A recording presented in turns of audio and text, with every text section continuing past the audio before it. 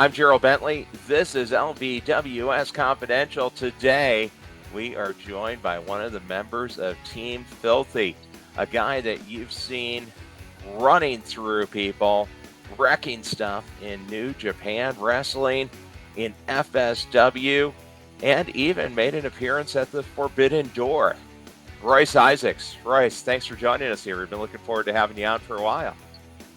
Yeah, we had some technical issues on my end, and we were able to figure them out. So I'm glad to finally get this in because it was overdue Yeah. for sure.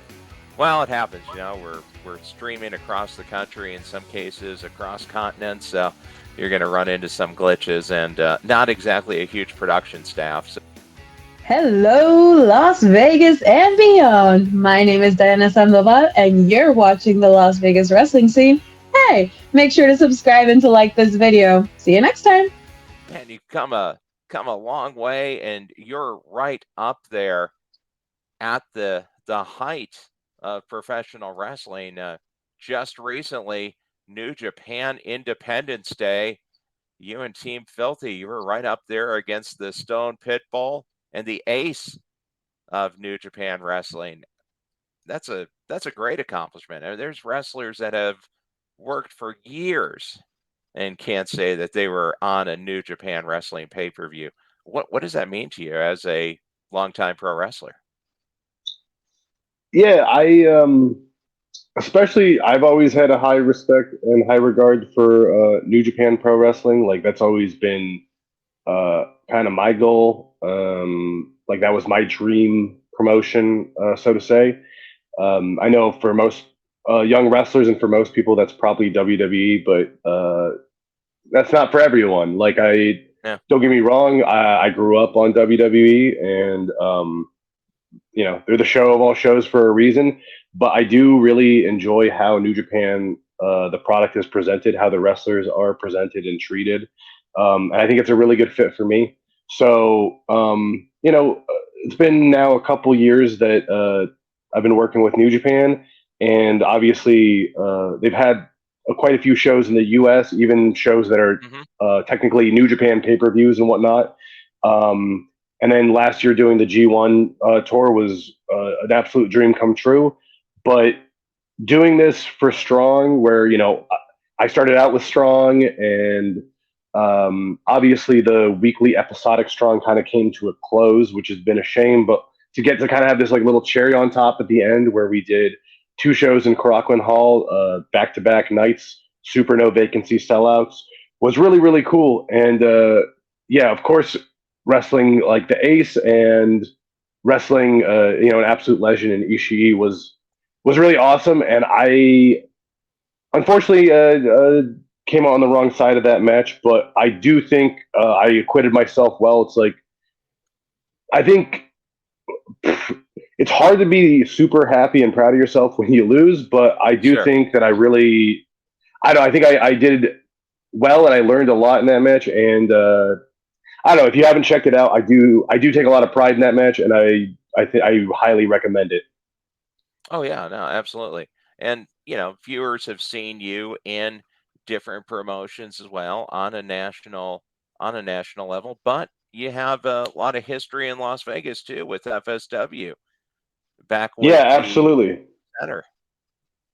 Yeah, so Jarrell and I actually first started teaming up at FSW. So like that's kind of the birthplace of the West Coast Wrecking Crew slash FKA, the 1%.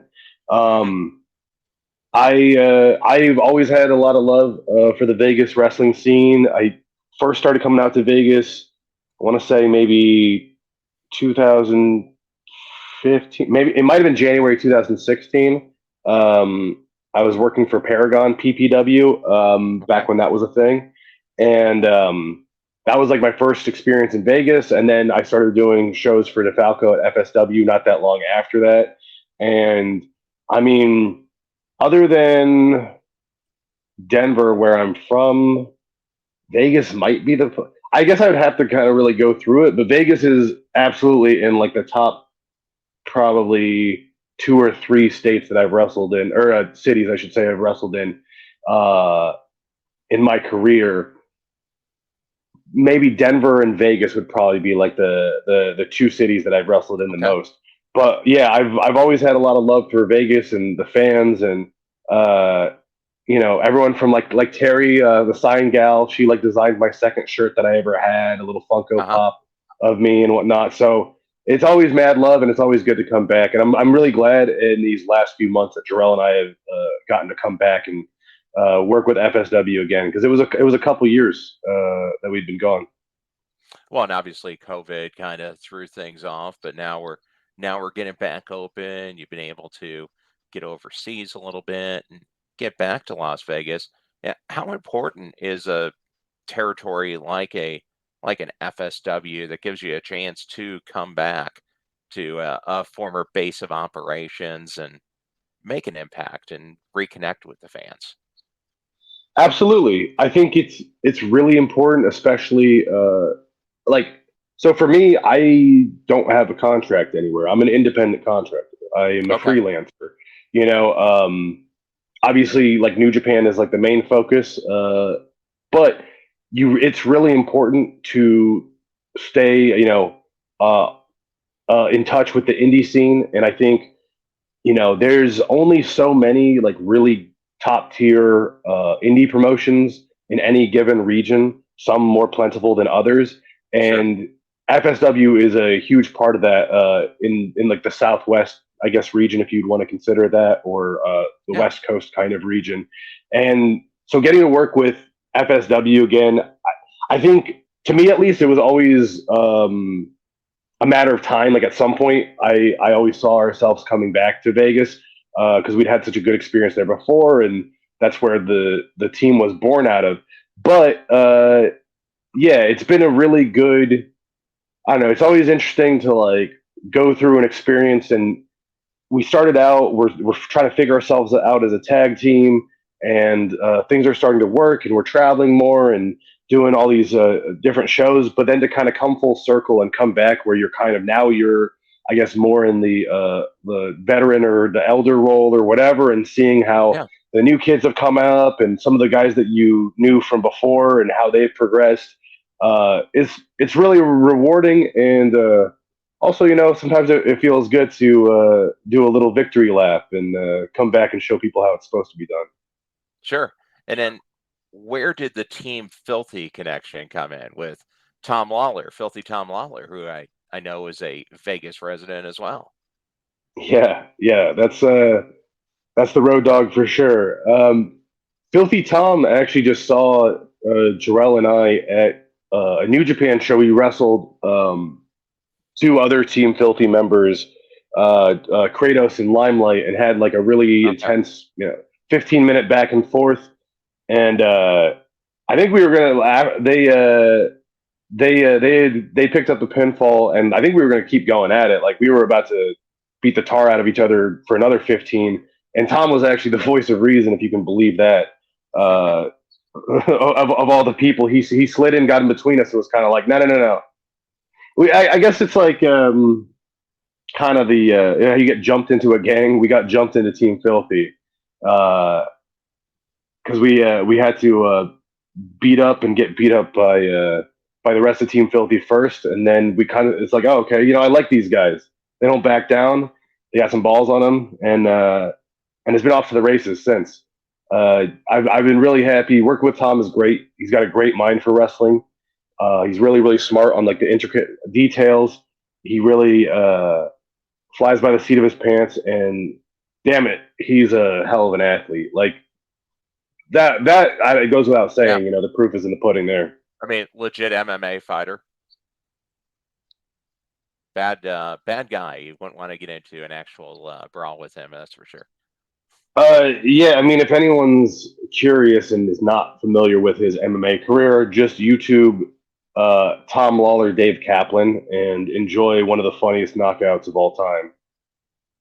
So what's coming up now for Team Filthy? Like I said, I mean, you guys had a chance to get in there on AEW with the Forbidden Door. Unfortunately, a little food poisoning stopped any more beating down on Adam Cole, baby, than what we see right here. But you did get a chance to get involved with that Forbidden Door event.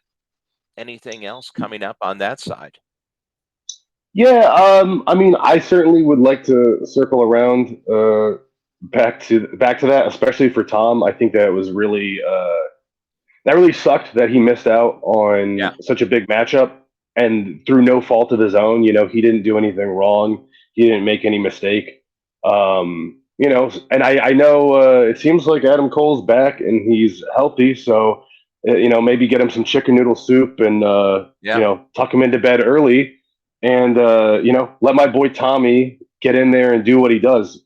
I'm yeah, not sure, you know, it's like not one of those things that's up to me and it's not up to Tom, but sure. uh, I I think it would be a real disservice to Tom and the work that he's put in if he doesn't at least get to have that match. Obviously, he can't have it at Forbidden Door, which would have been a great platform, and I think it would have been a little bit of a Team Filthy coming out party and whatnot. Hmm. But I think at the very minimum, he really deserves to have that circled back to because that's a big match for him. My boy Tommy deserves it, and if he gets it, you know, I'm gonna be in the corner with him, and you know, that was kind of fun putting some old boots on Cole. So you know, never turn your eye on old Royce. Yeah, no, definitely would love to see you guys get back in there, especially after some of the run that Tom had in MLW and in UWN. I think it would be a great exposure and for the whole team. Now, for you two guys, I know you've been able to pick up a few titles around and still traveling around, picking up some. What's coming up next for the West Coast Wrecking Crew over the next couple months? Uh, the booking that just came up that I'm excited about is Relentless. We this will be my first time working for them. They're in the Northwest. I want to say Spokane, Washington, Okay. um, and that should be really cool. I can't spoil who the matchup is against, but I will tell you it will be phenomenal. It will be really really good. I'm not giving any hints out or whatever, but it just if you like good tag team wrestling that I think it's August 26th. That Relentless show is definitely one to keep an eye out for. We have something early August that like also has not like been announced yet. So we have a few cool things coming up already next month in the works. See, this Friday I'm going to Phoenix Pro in Petaluma, but that's a little solo mission. So we're staying Well, busy. You know, we're doing our yeah. thing. Oh, I guess once this airs, it'll have been a few days past. Yeah, but But still, yeah, maybe man. we can talk about it. You Yeah, got yeah, you and Caljack, another Las Vegas resident, going at it. So that's gonna be a unique matchup on the independent scene because you got a couple of legitimate big men going at each other with major promotional backgrounds. WWE, New Japan, NWA. That's a big main event. That would be a main event pretty much anywhere in the country. yeah. I mean, especially with Cal, I really respect like his work ethic coming up and amateur and Olympic style wrestling. Like he Hmm. is an absolute stud at that. Um, I've been. I also came up doing that, not nearly on as high of a level. Like this is a guy that you know beat Olympians and like world medalists type of thing. I think in the pro side of things, I've managed to even things out, and I've still been training quite a bit in my Olympic style grappling and whatnot. So obviously that's his strength, and I'm not going to fight him strength for strength. But I've been working my butt off to make sure I can be competitive. And when it comes to things like striking and some of the more pro style throws, I think that's where I really excel. And you know, I'm not going all the way to Petaluma Yeah. just to get a participation trophy. I'm going there to bring home a belt. And I know that the Cows really wanted this match, so you know, my big promise is to give him, you know, my all and give him exactly what he asked for, and it might end up being more than he wanted. Very well, maybe. It'll be interesting to keep an eye on that and check it out. Now, when you're going and you're talking to promotions, do you have people that you're targeting saying, hey, I want to go up against him? like a Cal Jack? Or are there other wrestlers that you haven't had a chance to wrestle much or not recently, and Hmm. you'll go to promoters and say, "Hey, get this in, and I'll be there." Hmm. You know, trying to think off the top of my head, I feel like this is one of those ones that I should already have in there. I know I'm a big fan of. I think Invictus Cash is a really good old school style wrestler. He's originally from the Pacific Northwest. I think he might be Hmm. based out of Atlanta now, but he does a lot of stuff with UWN. I think he's very talented. He's a really good grappler, and that's someone that uh, I would like to mix it up with at some point.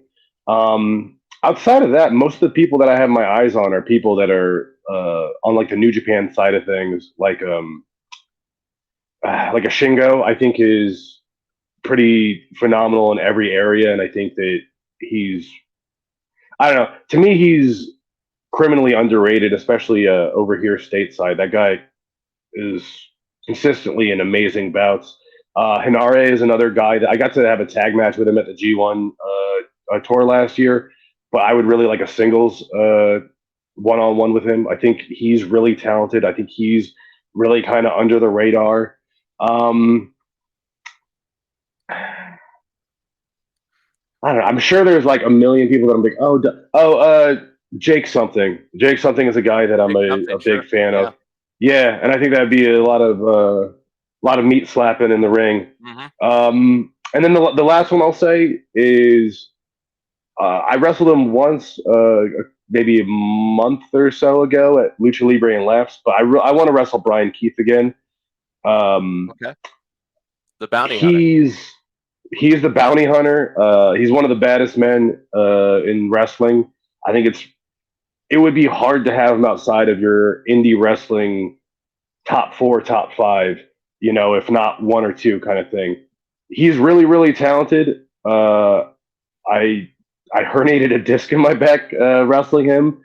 Really? I still got through it. It was a solid. There was probably 5 more minutes in the match after that, and I've been recovering and paying for it since. So I don't know. Maybe I'm a little stupid for wanting to do it again, Yeah. but that guy's extremely talented, and I think we both have that like real respect and appreciation for Japanese wrestling, and you see it in both of our styles. And he really brought out the best of me. So I hope that me and him get to do it a lot more times. Oh, good answer. And you're definitely seeing that now. There's really this, not quite like the old territories, but thanks to the internet, thanks to YouTube and being able to produce content, there really is a regional, national territory system coming up of high level independent wrestling. I'm here in Kansas City, Missouri, and I've been able to talk with Brian Keith. He's been at a match. We got our local territory here, Central States Wrestling. There's the CSW zone. So, all around the country, it's coming on the West Coast, particularly Los Angeles and Las Vegas. There's multiple promotions going all the time. I talked Yeah, about FSW, but Caljack's heavily involved in dark arts. There's Versus Pro, there's Grab House, there's Pride Style, there's Big Valley. I mean, it's really unique to see the independent wrestling just surging back at a level for that sure. really I can't remember being there for since really WCW went out. Sure. It's a healthy scene. It's good to see Graps all over. What I'd like it to do is hopefully move towards um, and this is not just on the wrestling scene, but in terms of like economically, I think it's really tough right now. There's a lot of like you can either be a really cheap talent because you're starting out, or you can Hmm. be an established. You've had a bunch of contracts, and now like your name value is so established. But it's really hard right now for like, let's say, like a middle class of independent wrestling, which I get is like somewhat of an anomaly, but like I don't think it's impossible when you look at like the territory days. People were Yeah. making a decent living, and that's certainly not the case right now. I know also part of that is because uh, like travel and all that kind of stuff is a lot more expensive. So if you're trying to get flown around or whatever, and then also like territories aren't just running 8 shows a week type of thing. But there has to be Sure. some way where it can kind of even out, where it doesn't just end up with wrestlers trying to undercut each other or work for cheaper than they should be. Because what we are doing is like a very like dangerous act, and it's a really physically demanding one. And while I certainly don't think that any of us are going to get paid like stuntmen or actors tomorrow or anytime soon for that matter, I would love to see at least pay get a little bit better. It's like I have a lot of friends that I would say are way more like they're very skilled because they've been doing this for 15 almost 20 years, some of them, Sure. without naming names or whatever. But I mean, if you follow me and you know the close homies, you probably know at least some of the people I'm talking about. But they can't really ask for a decent rate. The options are either to work for really really cheap or to basically not get booked, because Yeah. there's like people that are going to undercut them or people that are cheaper because uh that's kind of like the nature of the biz. I would like to see a little more protection for like some of our vets that like I don't just mean vets that have been in the same 50 square mile radius for their whole career, but people who have like this is going to get a little more specific, but like done Tough Enough or Osaka Pro, Sure. for example, or used to be signed to Ring of Honor not that long ago, and should be able to uh, take indie bookings and make a decent rate versus like someone that is maybe 2 to 3 years in but has a really popular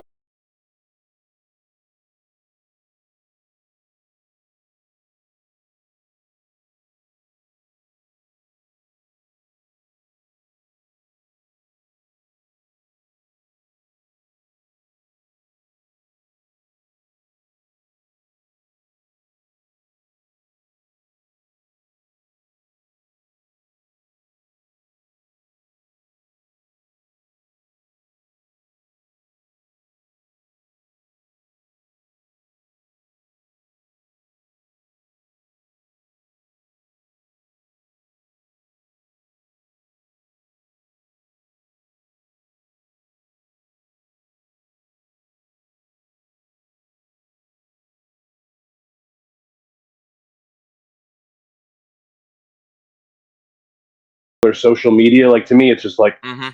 I don't know. It's not. It's the game isn't very fair right now.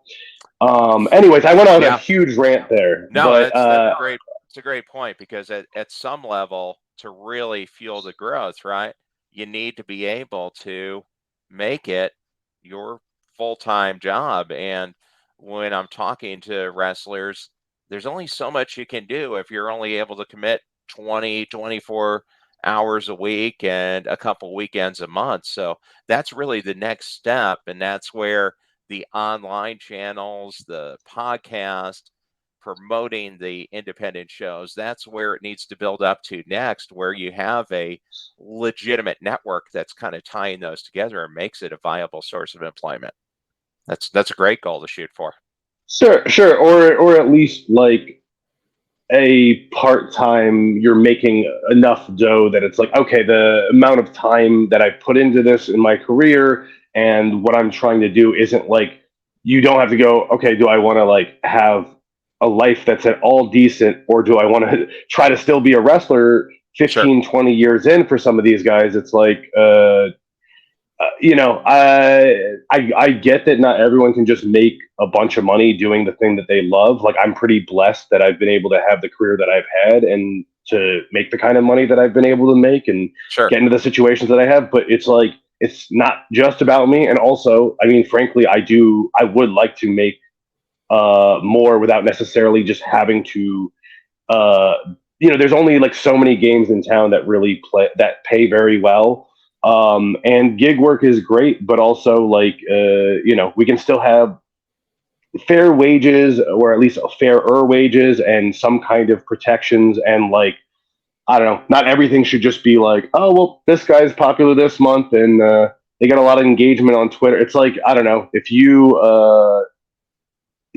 work in sales and whatnot, and like, yeah, Yeah. whatever's hot is what's hot, but also like you couldn't just be like, well, sorry that you've been working here 20 years and we should have to pay you X, Y, or Z because of your seniority. But this brand new person, well, they have like a lot of Twitter followers, and that's somehow helpful to us. So like we're just like I get that Yeah, social media and everything else ties in, but it's really not the be all end all. And we do have to have like some respect for the people that are like veterans that can give back to the scene. And I don't know, just the system needs to change a little bit. This is going off on a whole different yeah. tangent than I No, I meant it mean, to, but 100%, because I mean, and ironic, this is on a social media channel, but social sure. media isn't reality. It's a sliver of reality. It's maybe a vocal minority, but it's not the whole total. But no, great Sure. point, and Yeah, that's got to be it the should be next taken step. into account. Like it should be taken into account. I'm not saying it's nothing. It's just like I understand it's important in entertainment and whatnot. It's just I feel like it gets overweighed and overplayed, and then there's like a lot of I would say really talented wrestlers that if you put them with maybe let's say some of these new popping social media guys, it would actually help both people because the Sure. vet would get some of his flowers, so to say, and maybe some social media attention, and the new person then would get the advantage of working with someone that's had a few hundred matches in their career or 1,000 matches in their career, has been through some stuff, like knows veteran moves, know how to like do certain things that maybe a new guy doesn't necessarily know or get clued into. And it's like we have to keep that kind of thing alive. If everything just becomes this weird, like stupid, like influencer, like imagine if just if cooking became like that, and it was like, okay, all the celebrity chefs are way too overpaid. We can pay all these TikTokers nothing to teach us recipes. We're going to lose something vital to the process of making food and quality because it's going to just become what's like a sound bite and how do I just make this look good for the camera and whatever else. I don't know. I'm probably getting like way off my rocker here, but like it's just like it's a thing to think about at least, and a direction I hope overall the business kind of moves towards as far as just like taking care of people who've been around a long time and have done at least some stuff, and have some value to the community. Yeah. No, I get the analogy. I mean, there's a reason why Gordon Ramsay's restaurants are good because he spent years and years doing it, and now he's a multimedia celebrity, but it didn't come out of nowhere. He was a hugely successful chef in the UK before he even got any of it. So there's a difference Sure. between going to Gordon Ramsay's on the strip versus watching a guy on TikTok cooking something. So no, totally Yeah. understand it. Hey, let's go to the championship round here. We'll wind it down. Got the LVWS belt. Just a few quick questions. I saw this and I thought, had to ask you about him. What was it like getting into the ring with Minoru Suzuki? Yeah. Suzuki, he really is a master. He's been at this for, I mean, longer than I've been alive, I believe. And, yeah, he knows all the tricks in the book. He knows all the little things to wrench on to make you squirm. But I also think it's like a very I don't know. You kind of like learn something about yourself, and you learn something about how to be a wrestler. Um, he's really intense, and it can be intimidating. But I think it's one of those things where you kind of have to rise up to the moment, and uh, and yeah, if you can do that and you can kind of calm that storm, the actual match just kind of takes care of itself. It's just put in your effort and fight your hardest. Okay, great. And then just to wrap it up here, what's the biggest difference that you've noticed between Japanese wrestling crowds and American wrestling crowds? Um, I think that the way they generally interact with you is a little bit different, but I think like most of that is just like cultural differences. Like, uh, I don't know. I love my American crowd, so don't kill me for this, but Yeah. there's like a certain like respect for it as a sport over there, and a certain level of like I don't know, like a Japanese fan would never come to your like if you're trying to sell merchandise and just like chat you up for 10 minutes and then not buy anything. Like I feel like they seem like they're a little less they feel less entitled to your time. And I think there's more pressure and less pressure in Japan. There's like more pressure because you're in Japan and you're wrestling these legends and you want to do your best, but the actual audience, like the vibe that you're getting from them, isn't like this do something cool, impress me. It's more of like they just want you to do your best because they already trust that you wouldn't be out there if you weren't good, if you didn't have skills and something interesting to show. So they just kind of want, like, please do your best, try your hardest, which I think is like I don't know, it feels very different to me. But once again, I'm not trying to shit on my American fans. I love you all, and they interact in very different ways. It's just more of I don't know. It's just like the cultural difference between like thinking you're entitled to someone's time and that they have to go out there and impress you versus kind of being, I guess, more thankful for like thankful for your time, thankful for experiencing their culture, and also, I guess, just wanting you to do your best so that they can enjoy themselves versus like do something cool, entertain me. I don't know. This all sounded like I hate American fans, which is not the case at all. It's just it is a No, dude, different thing, you and can and tell it a does feel difference nice. watching it. It just does feel nice when you have that like level of respect and that level of like, oh wow, like you're that guy. Like I don't know. It is awesome. Much love to the Japanese fans. Well, there we go. Well, hey, Royce, thanks a lot for joining us here. One half of the West Coast Wrecking Crew, part of Team Filthy, Royce Isaacs. Got into some of the deeper conversations that we've gotten into here in about a year and a half on LGWS Confidential. So thanks a lot for joining us. New episodes every Wednesday. And, of course, you can always go online to LasVegasWrestlingScene.com and get all the news that's going on in Las Vegas wrestling. Brian Aronovich is running that ship, so there's all sorts of content there, and they got reporters at all the shows going on in Las Vegas. So get some really great breakdown of what's happening and what's coming up. Royce, thanks for joining us here until the next time we step into the ring. Appreciate it. Thank you. Thanks.